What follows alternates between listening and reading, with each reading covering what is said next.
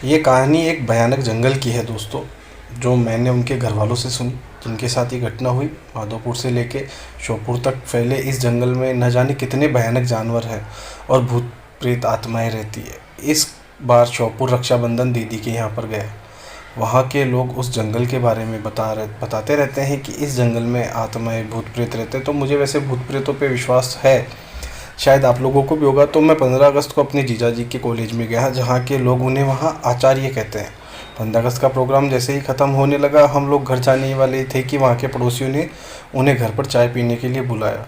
तब हम लोगों घर चाय पीने चले गए। ऐसे ही बातें हो रही थी, बातों बातों में उन्होंने बताया कि उन्होंने आप भी कहानी बताई कि अभी कुछ दिन पहले मेरे बेटे राजीव के साथ एक ऐसी घटना घटी कि आप लोगों को क्या बताऊं। राजीव के पिताजी ने बताया कि एक दिन मेरी तबीयत ख़राब हो गई थी, तब मैं राजीव को जंगल में बकरियों के लिए चारा लाने के लिए भेज दिया। राजीव तो वैसे कभी कभी जंगल जाता है, पर वो हमेशा काम से जी चुराता है। तो आज मेरी मजबूरी में उसे जंगल जाना पड़ा। रास्ते में चलता गया, कहीं भी पास में चारा नहीं मिला, क्योंकि सारे पेड़ पहले ही बकरियों के लिए काट लिए जा चुके थे। तो जंगल के अंदर चला गया, और इतने घने जंगल के अंदर चला गया कि जहाँ आसपास पेड़ खड़े हो तो इतने घने जंगल थे कि आसमान भी नज़र नहीं आ रहा था। बरसात का टाइम था, बरसात भी अच्छी हो रही थी, तो पूरा जंगल हरा भरा था। पत्थरों पर पानी ऐसे बह रहा था जैसे साफ कोई झरना बह रहा हो। पहाड़ों के नीचे कोई आता जाता पत्थर भी साफ पानी के बह रहा था। वहाँ इतनी शीतलता थी कि उसे देखते ही थकान दूर हो गई। तो पहले सोचा कि मैं थोड़ा आराम कर लूँ, फिर मैं पत्तियाँ काट कर घर चला जाऊँगा। थोड़ी देर हुई तो उसे सोए के सपने में देखा कि वह चारे के चक्कर में बहुत दूर आ गया और वह रास्ता भूल गया है। उसने सपने में देखा कि उसके सामने कोई खड़ा है। उसकी शक्ल देखते ही उसकी आंखें खुल गई और वो डर गया। अब वह ज़्यादा डरने लगा। अब वह चारा तो काट रहा था, पर सपने की बात को याद करके घबराया। उधर सूरज भी ढलने वाला था, तो उसके हाथ दूर दूर किसी भी आवाज़ सुनाई नहीं दे रही थी। जल्दी जल्दी पत्तियाँ काट रहा था। आपस में बात करते हुए एक व्यक्ति की आवाज़ से सोचा कोई आदमी होगा, तो उसी के साथ घर चला जाऊंगा। जल्दी ही पत्तियां बांधी और आवाज़ आ रही थी उधर की, और उसके पास चल दिया। ध्यान नहीं दिया, और वो किधर से किधर जा रहा है। वह उल्टा जंगल में घुसता चला गया। आवाज़ और साफ सुनाई देने लगी, और अब वो आगे बढ़ा।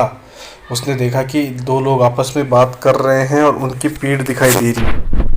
उसने उनके पास जाकर बोला, क्या तुम मुझे घर जाने का कोई छोटा रास्ता बता सकते हो? उसने कहा कि वो दो लोग जैसे उसके सामने फुर हो गए। कोई भी नहीं, गायब होते उसके पसीने छूट गए। वह बेहोश हो गया, और जब होश में आया तो क्या देखता है कि वह अपने सपने वाला आदमी उसके सामने खड़ा है। बड़ी बड़ी लाल आंखें, दांत बाहर निकले हुए, ऊपर से नीचे तक इतना भयानक कि वह डर गया और पागल सा होकर भागने लगा। उसने देखा कि एक भालू उसकी ओर भागता हुआ आया और उसके ऊपर झपटा, और ऐसे ही लगा कि अब वह नहीं बचने वाला। तो वह होश ही उड़ गए और एक कदम बैठ गया। वह भालू ऊपर से निकल के नीचे गिरते ही वह आदमी बन गया। उसके गाल पिचके हुए, हाथ टेढ़े, पैर उल्टे और लंबी दाढ़ी, और दांत तो होठ काट कर बाहर निकले हुए। राजीव तो बस देखकर ही उसे होश ठिकाने नहीं रहे, और वह वहीं गिर गया। इधर घर वालों की चिंता हो रही थी कि अंधेरा हो गया, राजीव अभी तक आया क्यों नहीं। बड़े भाई को कहा कि अभी आता ही होगा। सब लोग जब इंतज़ार करके थक चुके तो रात के 10 बज चुके थे। अब उसके भाई को लगा शायद कुछ तो गड़बड़ है। कुछ लोगों के कहने से कहा चलो ढूंढने चलते हैं, क्या पता इतने बड़े जंगल में क्या हो गया। और सब लोग लाठी भाले टार्च लेकर ढूंढने निकल पड़े।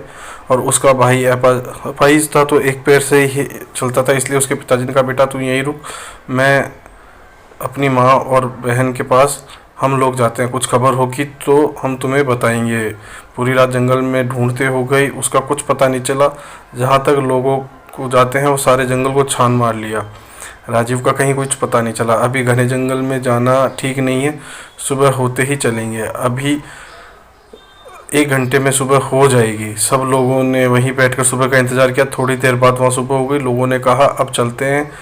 सब लोग चल दिए, आवाज़ लगाते हुए राजीव राजीव। पर राजीव बेचारे भूखे प्यासे के मारे वहाँ हालात हो गई कि वह सुध बुध खो बैठा। उसे अब यह नहीं पता था कि मैं कहाँ हूँ, और 2 दिन हो गए राजीव का कहीं पता नहीं चला। अब सब लोग परेशान थे। उधर राजीव का भाई भी बहुत व्याकुल था। बेचारा कुछ कर तो सकता नहीं।